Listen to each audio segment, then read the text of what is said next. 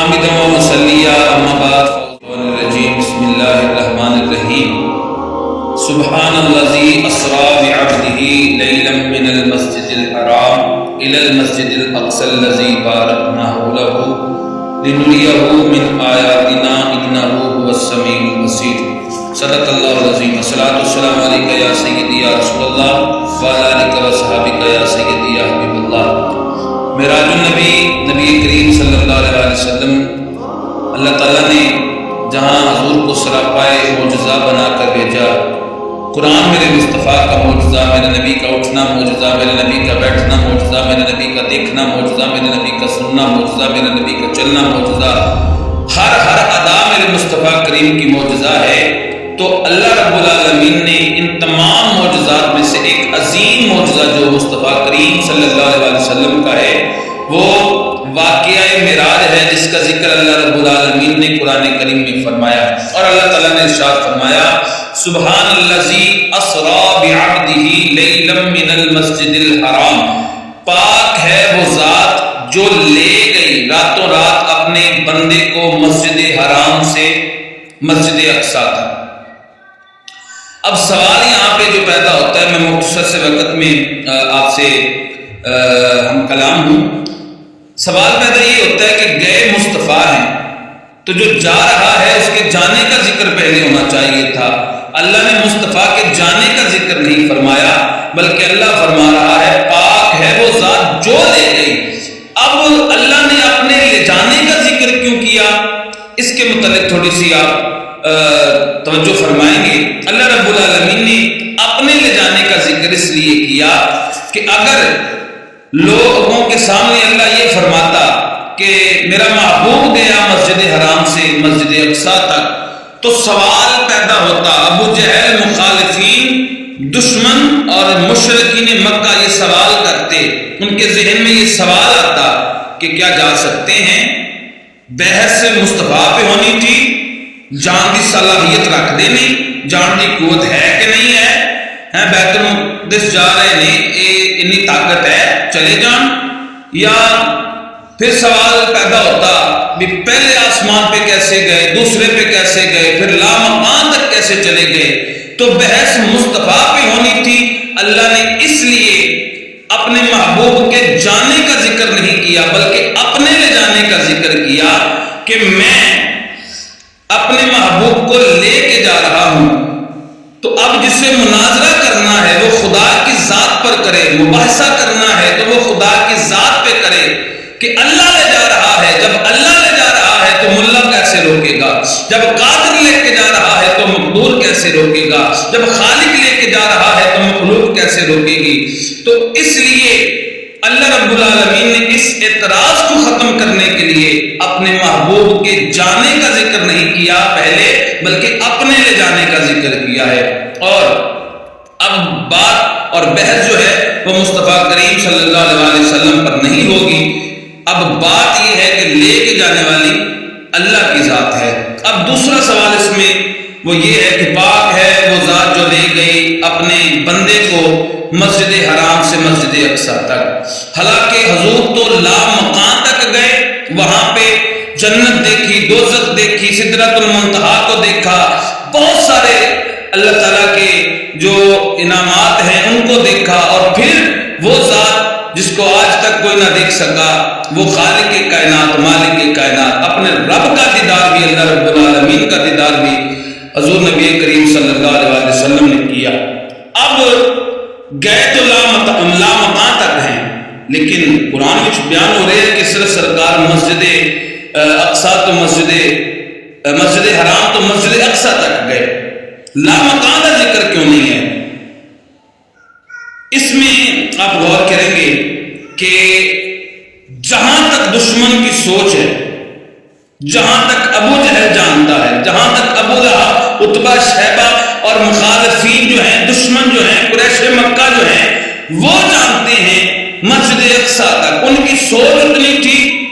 اس لیے نبی پاک صلی اللہ علیہ وسلم نے اپنے لامکان تک جانے کا ان کو نہیں کہا، بلکہ کہا مسجد حرام سے مسجد اقصیٰ تک۔ قرآن نے بھی یہی بیان کر دیا، اب لامکان تک اس لیے نہیں کہا کہ اگر لامکان تک کہتا تو ابو جہل تو لا مقام کو جانتا نہیں ہے، اگر میں کہتا کہ جنت دوزخ اور ساتوں آسمان سدرۃ المنتہا اور اللہ کا دیدار یہ کہتا تو پھر اعتراضات بڑھ جانے تھے۔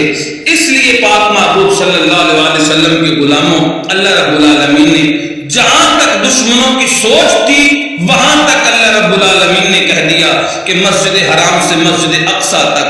اب دشمنوں نے یہاں پہ بھی سوال اٹھایا کہ اگر مسجد اقصیٰ تک گئے ہیں تو بتائیے کہ مسجد اقصیٰ میں ستون کتنے ہیں؟ تو آئیے شان سنیے میرے مصطفیٰ کریم کی۔ اب ایک بندہ، میں یہاں پہ ایک مثال سمجھانا چاہوں گا آپ سے۔ میں کہوں کہ اگر کوئی بندہ ہے، اس سے پوچھوں کہاں سے آ رہے، وہ کہے گا جی مسجد سے آ رہا ہوں۔ تو میں اس سے پوچھوں تو گھر سے مسجد تک گیا ہے، رستے میں کھمبے کتنے ہیں، تاریں کتنی آئیں، درخت کتنے آئے، مسجد میں ٹیر گارڈر کتنے ہیں، مسجد کے اندر دروازے کتنے ہیں، مسجد کے ستون کتنے ہیں، کھڑکیاں کتنی ہیں، بجلی کے بورڈ کتنے لگے ہیں، تو وہ بندہ مجھ سے کہے گا کہ حضرت آپ کیسی بات کر رہے ہیں، میں نماز پڑھنے گیا تھا، میں رستے میں درخت نہیں گن رہا تھا، میں رستے میں کھمبے نہیں گن رہا تھا، میں مسجد میں جا کے میں نے ٹیر گارڈر نہیں دیکھے، میں نے ستون نہیں دیکھے، میں ان کی گنتی کرنے نہیں گیا تھا۔ اب جب مسجد اقصیٰ کا ذکر ہوا تو ابو جہل جیسے کافروں نے سوال کیا اگر مسجد اقصیٰ تک گئے ہیں تو بتائیے مسجد اقصیٰ میں ستون کتنے ہیں، اس کی باریاں کھڑکیاں کتنی ہیں؟ تو میرے اللہ کی شان دیکھیے، اللہ رب العالمین نے میرے مصطفیٰ کریم کو یہ شان دی ہے کہ اللہ نے مسجد اقصیٰ میرے مصطفیٰ کریم صلی اللہ علیہ وسلم کی آنکھوں کے سامنے کر دی۔ میرے مصطفیٰ کریم نے گن کے بتایا کہ مسجد اقصیٰ میں اتنے ستون ہیں، اتنی باریاں ہیں، اتنی کھڑکیاں ہیں، تو کافر اب لاجواب ہو گئے۔ تو حضرات محترم، یہ واقعہ معراج میرے پاک نبی صلی اللہ علیہ وسلم کا ایک عظیم معجزہ ہے۔ اب یہاں پہ میں ایک اور بات آپ سے کر کے اجازت چاہوں گا۔ یہاں پہ اس آیت مبارکہ میں، حالانکہ میں اس آیت کی پوری تشریح پہ جاؤں گا تو بڑا وقت چاہیے، لیکن میں ایک بات اور کرنا چاہتا ہوں۔ اللہ رب العالمین فرما رہا ہے میں اپنے بندے کو میں نے سیر کروائی۔ حالانکہ قرآن پڑھیے جہاں پہ بھی اللہ نے اپنے نبی کو مخاطب کیا، یا ایھا الرسول کہہ کے پکارا ہے، یا ایھا النبی کہہ کے پکارا ہے، یا ایھا المدثر، یا ایھا المزمل، یہ اللہ رب العالمین نے الفاظ استعمال کیے ہیں۔ اب یہاں پہ عبد ہی کیوں کہا ہے؟ کیوں کہا؟ یہاں پہ بھی تو کہہ سکتا تھا اللہ کہ میں نے اپنے نبی کو سیر کروائی، میں نے اپنے رسول کو سیر کروائی، لیکن یہاں پہ عبد ہی کا ذکر کر کے اللہ رب العالمین کچھ سمجھانا چاہتا ہے۔ تو میں بات کر رہا ہوں کہ عبد کیوں آیا؟ تو ایک تو یہ ہے کہ عبد متوجہ الی اللہ ہوتا ہے اور نبی متوجہ الی الخلق ہوتا ہے، خلق کی رہبری کے لیے آتا ہے۔ نبی کی توجہ مخلوق پر ہوتی ہے اور وہ نبی کی حیثیت سے متوجہ الی الخلق ہوتا ہے اور عبد کی حیثیت سے متوجہ الی اللہ ہوتا ہے۔ نبی کی جو توجہ خلق کی طرف ہے اس سے افضل توجہ خالق کی طرف ہے، اللہ کی طرف ہے، مالک کی طرف ہے۔ عبدیت اس لیے عبدیت ہے کہ میں یہاں پہ ایک اور بات کر دوں آپ سے کہ نبی ہونے کے لیے بشر ہونا کوئی شرط نہیں، نبی ہونے کے لیے بشر ہونا کوئی شرط نہیں۔ اس کی دلیل جو ہے نبی پاک صلی اللہ علیہ وسلم کی حدیث مبارکہ کنت نبیًا وآدم بین الماء والطین، کہ میں اس وقت بھی نبی تھا جب آدم علیہ السلام پانی اور مٹی کے درمیان میں تھے۔ اور ترمذی میں اختلاف کے ساتھ لفظوں کا اختلاف ہے، اس وقت وہاں پہ ترمذی میں ہے کہ کنت نبیًا وآدم بین الروح والجسد، روح اور جسم کے درمیان تھے۔ تو معلوم ہوا نبی اس وقت بھی تھے جب آدم علیہ السلام کا وجود نہیں تھا۔ تو بشریت نبی کے لیے ہونا کچھ ضروری نہیں ہے۔ نبی اس لیے نہیں کہا کہ اگر میں کہوں گا کہ میں نے اپنے نبی کو سیر کروائی تو پھر بات اور ہے، اگر میں کہوں گا بندے کو سیر کروائی تو اس سے یہ بات ثابت ہوگی۔ مختصر اس کی یہ ہے کہ بات ثابت ہو گئی کہ نبی پاک صلی اللہ علیہ وسلم نے صرف روح کے ساتھ معراج نہیں کی ہے بلکہ اپنے جسم کے ساتھ معراج کی ہے۔ تو اس کی وضاحت مزید